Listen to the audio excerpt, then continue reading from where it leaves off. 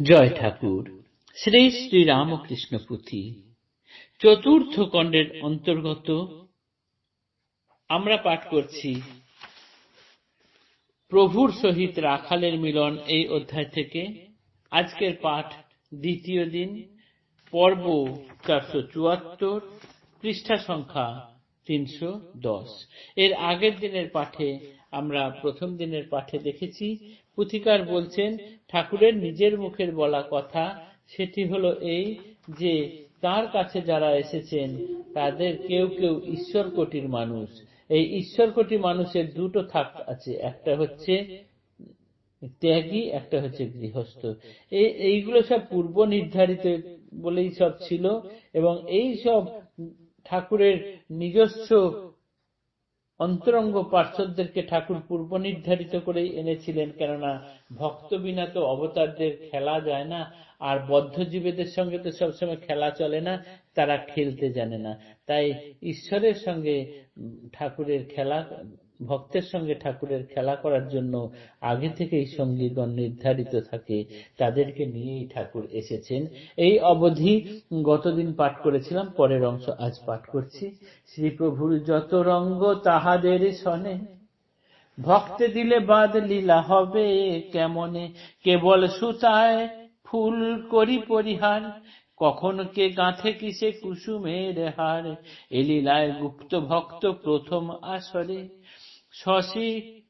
শশীকলা সম বৃদ্ধি সঙ্গ পেয়ে পরে, কেমনে গোপন পরে কেমনে প্রকাশ, দৃষ্টিহীনে কখনোই নামিলে আভাস, শ্রবণ কীর্তনে লীলা যত মাখামাখি, পুত চিত সুনিশ্চিত তবে খুলে আখি, ক্রমে পরে দর্শন মিলয়ে লীলার, প্রাণ সমভক্ত সনে সম্বন্ধ কি তার, বড় দুঃখ ভোগে ভক্ত কথা সত্য অতি, ছন্দ যদি হয় তবে শুনহ ভারতী, স্বতন্ত্র প্রকৃতি তার ভক্তে যাহা পায়, প্রভু সনে রঙ্গভূমে আসিয়া ধরায়, জীব শিক্ষা একমাত্র তাহার কারণ, নাহি হরি যথা আছে কামিনী কাঞ্চন, নাহি হরি তথা সুখ সম্পদ যেখানে, নাম কি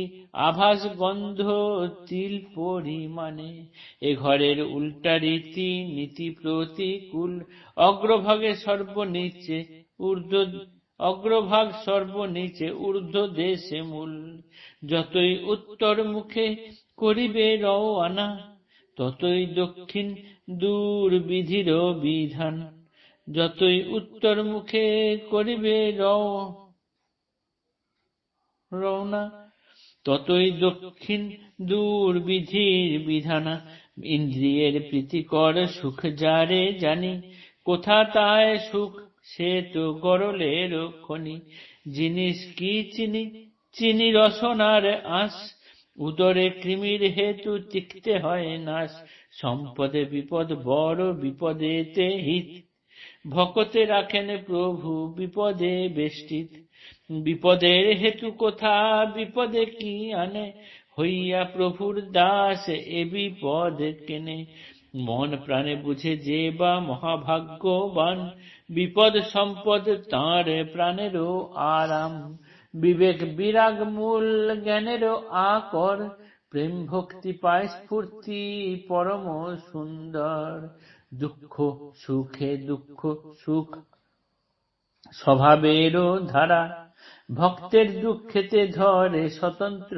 চেহারা, শরতে জলদ জালে ভীষণ গর্জন, পরিণামে পুষ্টিকর বাড়ি বরষণ, অনুপম পরিমল বিপদের সাথী, অনুরাগে চারিদিকে ছুটে দ্রুত গতি, চন্দনের সৌরভ যেমন বৃদ্ধি পায়, সবলে পিছিলে তারে কঠোর শিলায়, কলঙ্ক কালিমা চিহ্ন ভক্তের গায়ে, সত্যই কতই স্থানে স্থানে দেখা যায়, তাহার কারণ আছে শুনো খুলে বলি, তাতে বাতে ফুটে ভক্ত কুসুমের কলি, অভক্তের কুকর্ম করে নরকে পয়ান, ভকতে তাহাতে পড়ে বেদান্ত পুরাণ, ফুটে আঁখি নিরমল শতগুণ বলে, বিবেক বিরাগ বৃদ্ধি প্রতি পলে পলে,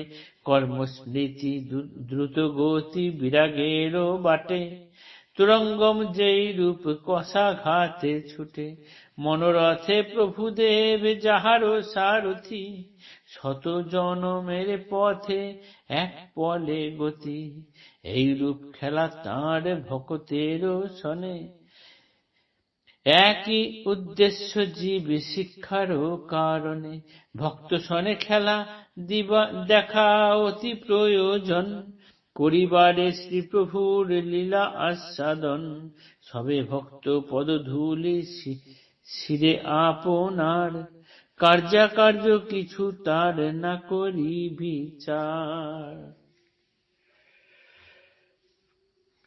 ঠাকুর তার ভক্তদের নিয়ে অন্তরঙ্গ লীলা পার্ষদদেরকে নিয়ে খেলা খেলছেন। এই ভক্তদেরকে আগে তিনি পাননি, লীলার শেষের দিকে ভক্তগণ ক্রমে ক্রমে এসে জুটেছেন। তারপর তাদেরকে নিয়ে ঠাকুর দিব্যি লীলা করে চলেছেন। এবার ঠাকুর তার চারিদিকে যেন এক সৌরভ ছড়িয়ে রেখেছেন। যেমন চন্দন কাঠের মধ্যে জোর করে পিষলে পড়ে তবে সুগন্ধ ছড়ায়, ঠিক সেই রকম ঠাকুর যেখানে আছেন তার চারিপাশে ভক্তরা যেন ফুলের মধ্যে মৌমাছি যেরকম ঘিরে ঘিরে আসে, ঠাকুরের চারপাশে ভক্তরাও সেই রকম ভাবে আসেন। ঠাকুরের চারপাশে এরকম ভক্তরা এসে জড়ো হয়। ঠাকুর তাদেরকে নিয়ে যা যা খেলা খেললেন সেগুলি সকলই জীব শিক্ষার কারণে, একটাও অন্য কোনো কারণ নয়। সবে ভক্ত পদধূলি শিরে আপনার, কার্যাকার্য কিছু তার না করে বিচার। তিনি কোন কাজ কেন করেছেন এই বিচার করতে গেলে আমরা ফাঁকে পড়ে যাব। তার প্রত্যেকটি কাজের কারণ আছে, শুধু এইটুকুই মনে রাখবো। জয় ঠাকুর, নমস্কার।